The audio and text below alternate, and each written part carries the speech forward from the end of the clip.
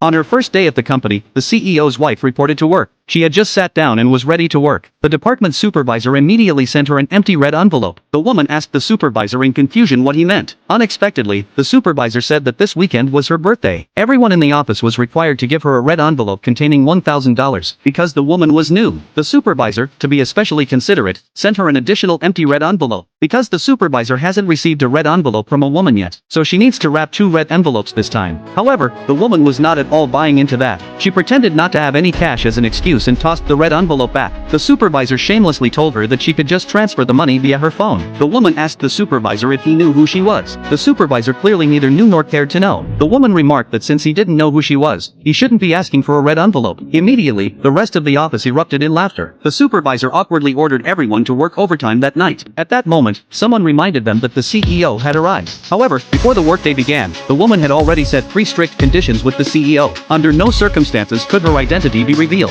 Thus, the CEO acted as a stranger and brushed past her. Seeing the supervisor staring at her CEO husband with adoration, the woman couldn't help but tease the supervisor that the richest man in the company must be the CEO. Since the supervisor was so eager for red envelopes, why not go ask the CEO for an even larger red envelope? Upon hearing this, the supervisor gritted his teeth in anger but had no rebuttal. Soon, it was time to leave work. The woman immediately shut down her computer, grabbed her bag, and prepared to head home. Unexpectedly, however, she was suddenly stopped by the supervisor. The supervisor demanded that the woman work overtime. The woman said that she had already finished her work, but the supervisor then produced the entire team's workload for the week, and insisted that the woman finish it all tonight. The woman retorted that such a demand was exploitation of the employees. Immediately after, she took out the labor law to show the supervisor. The vicious supervisor was instantly rendered speechless. The colleagues nearby, witnessing this scene, couldn't help but feel admiration for the woman. Unable to swallow his anger, the supervisor immediately began to tease her again. She ordered her to take out the trash when she went downstairs. The woman had no reason to refuse and had no choice but to agree.